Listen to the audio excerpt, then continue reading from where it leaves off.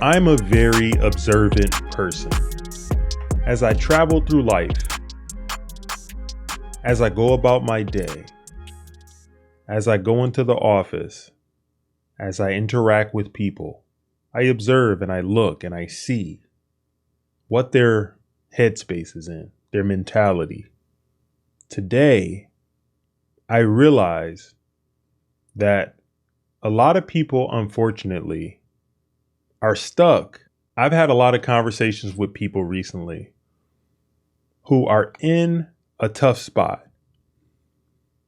facing trauma, stress, dealing with a lot of different things. But a common theme that I've noticed amongst these people are they justify their faults. They justify why they can't succeed instead of thinking about what they can do, what they have the ability to achieve to get them out of their situations. I know that life is hard. I know that we all have our own struggles, our own faults, our strengths and weaknesses. However, I think it is harmful and it is dangerous to associate yourself or to adopt justifications for why you can't do something before you have even thought or even put any type of will towards what you can do to achieve something. I speak with a lot of young people, middle-aged people, and elderly people who are in dire situations where they could have serious ramifications for not following through. And I constantly see over and over again people justifying why they can't do something. The actual solution would take maybe a little more effort, but would set them up in the future to do so much better. I was thinking, justification for your faults is like pouring salt into the wound of your problems and trauma. If you justify, you constantly give yourself excuses as to why you can't earn more money, as to why you can't get out of debt, as to why you're stuck in the place you're in. You will never get out of that state. Because as I study and I observe successful people, no matter what predicament they're in, they could be homeless, they could be bankrupt, they could be on their last dollar. They're not poor because they are rich in wisdom and self-belief and confidence. I think there is a lack of self-belief, self-esteem, and confidence in people. Why did that happen? Why are people so fragile? I'm from a different time. I'm mid-30s. I'm 34. I'm not that old. However, whatever happened to grit? Whatever happened to something being tough and persevering for the greater good, for an accomplishment that you want? Am I speaking to the choir, or have we lost something as a culture? Everything in this life is not supposed to be easy. I'm of the belief anything worth having should take some time. It should take some bruises, some sweat equity, some blood, sweat, and tears. But no, not today. Not with so many people. A lot of people I see want somebody to fix their problems. But I know that if you just fix a problem, there will be another issue down the road where that person will need someone else to fix their problem. If a boat has holes in it and it's gaining water, it's like plugging one of the holes and then the ship is still going down in a way. I like the analogy. If you give someone a fish, they'll be hungry again.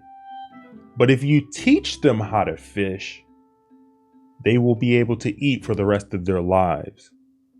If you bring that back to problem solving, fixing your problems, persevering through tough situations, it's not my intention to fix your singular problem. I would rather teach you how to have the right mentality where any challenge or obstacle you face, you're prepared for because you have mental toughness and strength. I think that's a lost art. Our culture today wants to reinforce the fragility of your mind. You're anxious. Here's a medication for that. You're depressed. Oh, here's a group for that. It constantly rewards. And I'm not saying people shouldn't seek help or guidance if they have anxiety or depression or some clinical diagnosis. That's not what I'm saying.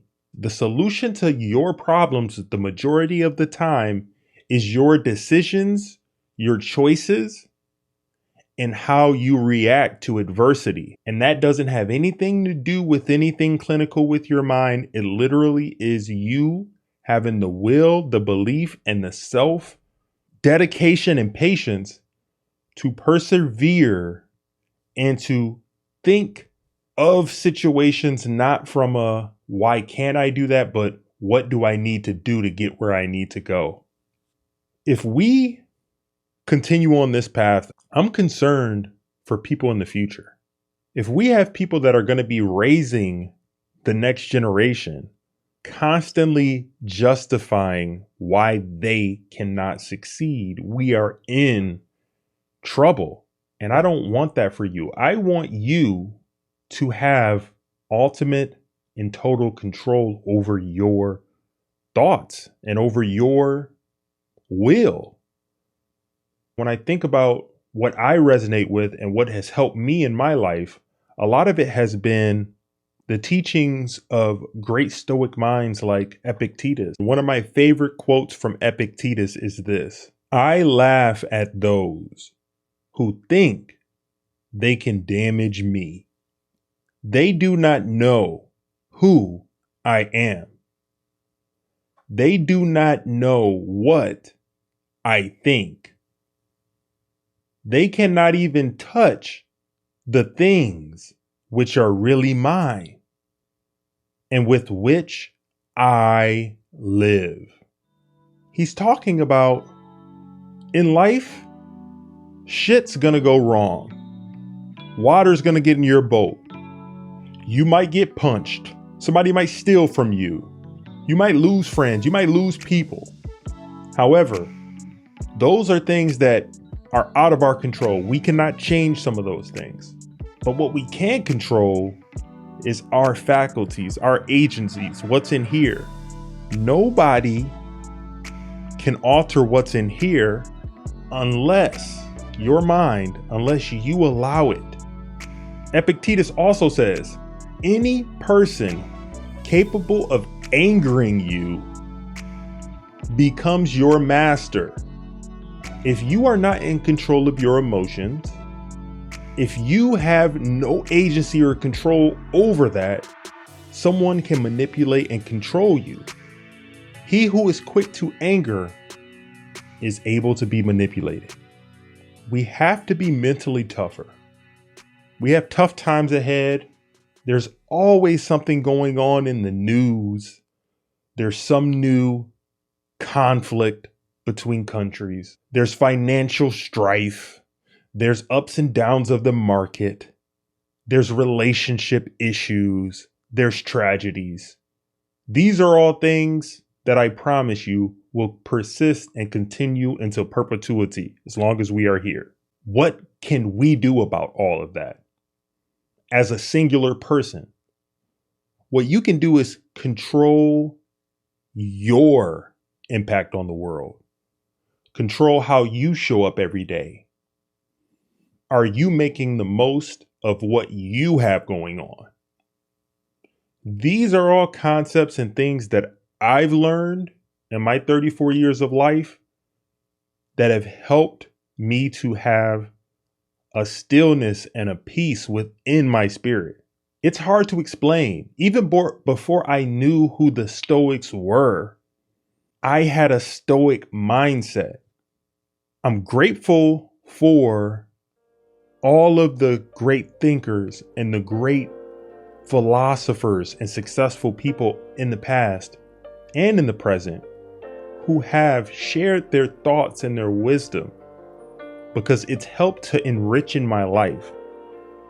It's helped to confirm some things that I've always known, and it's opened my mind to new concepts and ways of framing my mentality. My hope for you is that you develop your own approach to life, your own philosophy.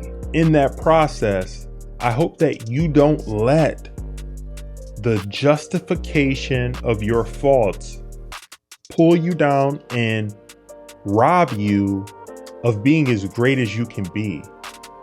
That would be a shame. Another thing, I was listening to a podcast recently from somebody I really respect. If you've seen Selling Sunset, you would know who Jason Oppenheim is. He was on the Iced Coffee Hour with Graham Stephan and Jack Selby. He was talking about happiness and how when he was on a trip overseas, he saw some kids playing out in a field. The kids didn't have shoes on. It was an impoverished area. But he said those kids were happier than anybody he had ever seen in his life. And they were living in poverty. And he talked about how happiness and money are not connected. It's all about the perspective. And he wasn't saying that to say that you shouldn't strive and you shouldn't try to achieve and to gain income and to gain wealth. That's not what he's saying. What he was saying was happiness is something that is done in the here and now. You only truly can have that happiness if you are living in the present and you're grateful for what you have in the moment and you have a purpose that you're moving towards. I thought that was a profound way to think of things because he's a multimillionaire. He's lived life. He talked about how he spends money on extravagant things and he likes to gift people and treat people to nice experiences. But that perspective on happiness was something that I haven't heard. I definitely think that there is some merit to what he was saying.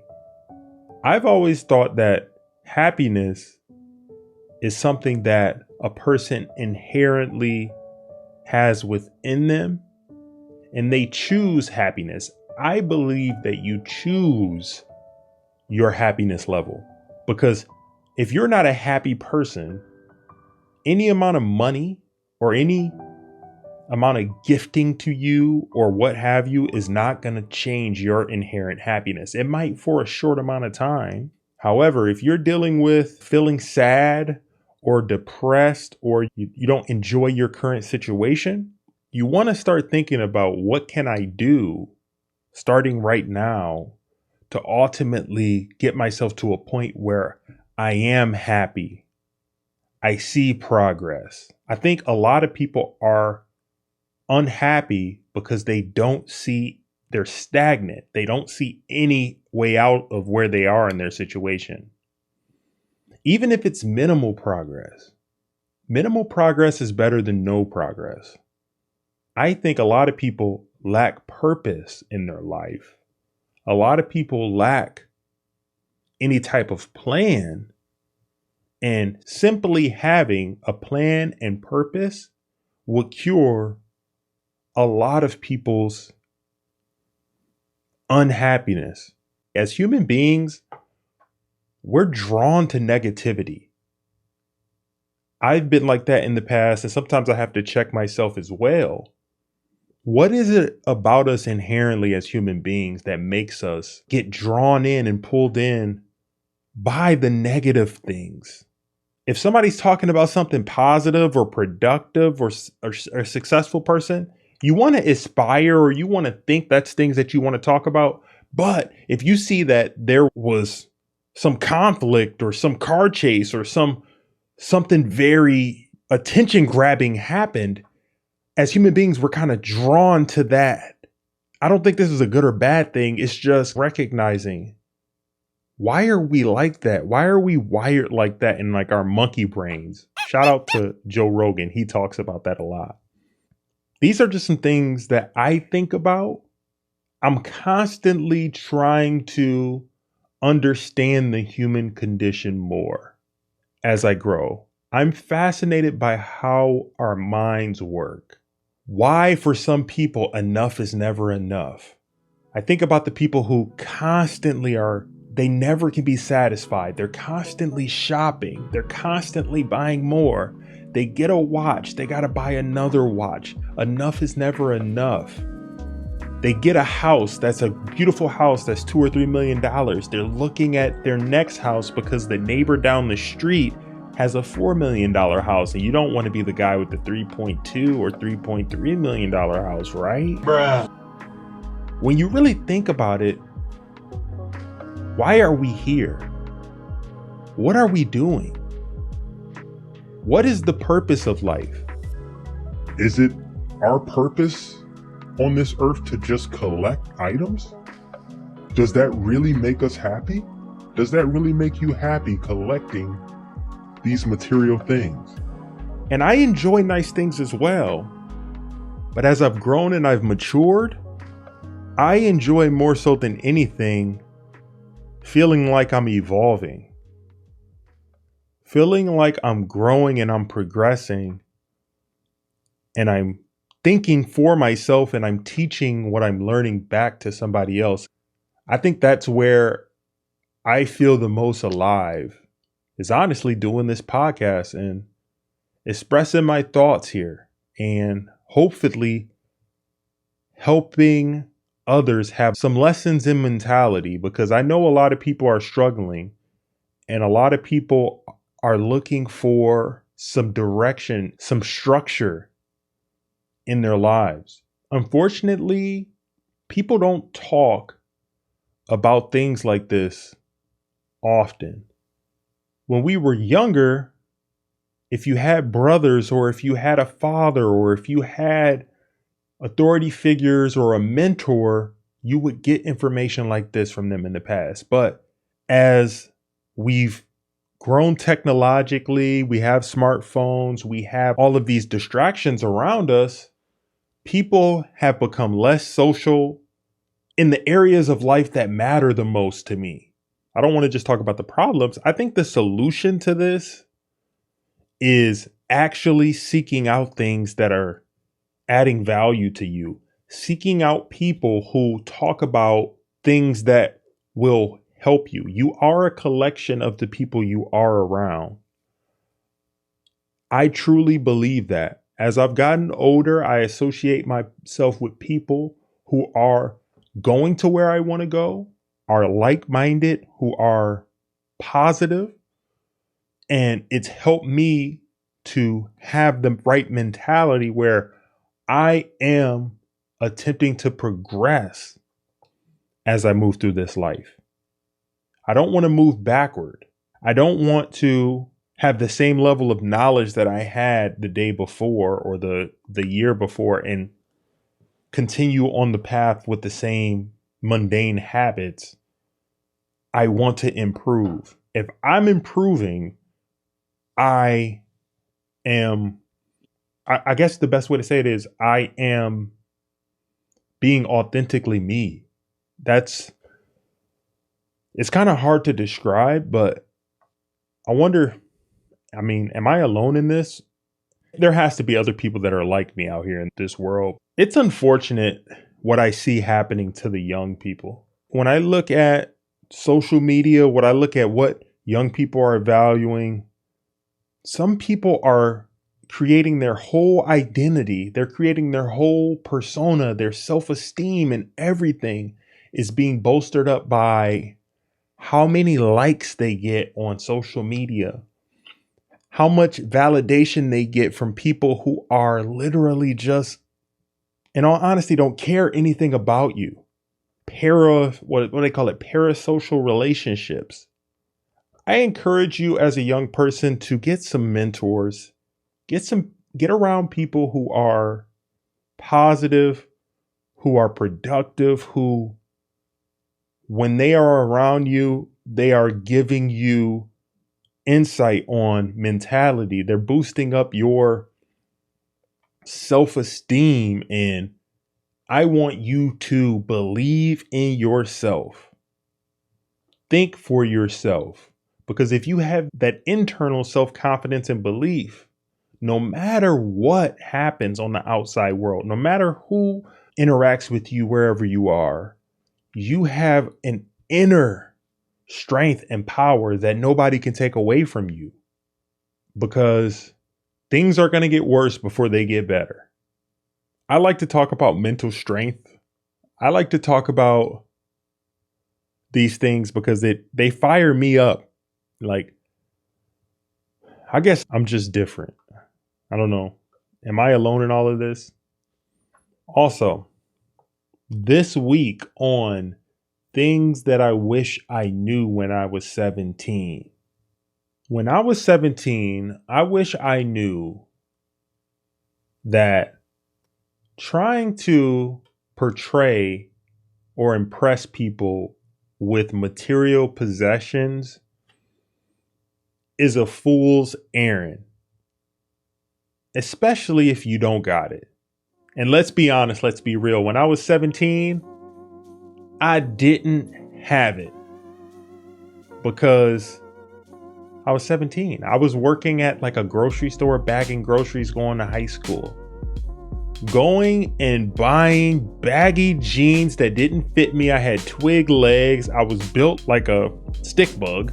If I was going to hang out with friends or something at a party or what have you, I would go and buy an outfit for that weekend. We all know, go to the mall, you got your paycheck, you got your 140, 150 bucks, and you would go spend 120 bucks on the outfit. Brand new jeans, some shoes, earrings, buy the whole get up, right, to go to the party.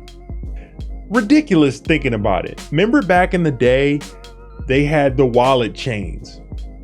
I bought a wallet chain that had these skulls on it. I didn't know anything about rock, but why did I do it? Trendy, right? Bought a huge baggy sweater, some jeans, white tee. I got this whole outfit, 110, 120 bucks, right? My check was like 140, 150. Just stupid. Looking back, would I do any of those things? No. The person you're trying to impress, the people you're trying to impress, most likely you're not even going to know them anymore or associate with them at all. Most of the people that I hung out with or I knew when I was 17, I don't have any contact with them at all right now. Your life, you have so much more life to live. Don't try to impress these people. Literally buy a shirt, buy some socks, make sure that you're clean, okay? But focus on things that are more important. Focus on getting educated. Focus on your passion, your hobbies, things you're actually interested in. If the people who are around you at that moment want to spend time with you, then have at it. But spending money on material things when you don't have it, trying to impress girls, trying to impress people, just don't do it. Word of advice, all right? If I was 17, I wish I knew this. All those clothes that I bought back then, I don't know where they are. They probably should be burned because they were horrible. It's just a waste of time and money. Just take my word for it. Do the things that you are passionate about right now while you're a young person. Enjoy your life. Show the people that you're around that you care about them by spending some time with them. But also go and figure out what you want to actually do in this life and what makes you happy, and then proceed from there. You have your whole life ahead of you. And then when you get a bit older, when you got some ducats, when you got some money, then yeah, buy yourself some nice things. That's something that I wished I knew when I was 17. And with that being said, my name is Monte Lee, host of the Karat Juice Podcast. And here at the Karat Juice Podcast, we observe society, we digest it, and through the nuance of it all, we attempt to progress forward. If you enjoyed this content on the platform you're consuming it, please like it, subscribe, follow the channel. And for my audio listeners, I appreciate you. Please do me a favor. If you got value and you enjoyed this content, share it with a friend. Rate and review the podcast if you haven't done it already. 5-star, 5-star, 5-star. It helps so other people can find this message. I really, really, truly appreciate everyone who listens. And until next time, take care.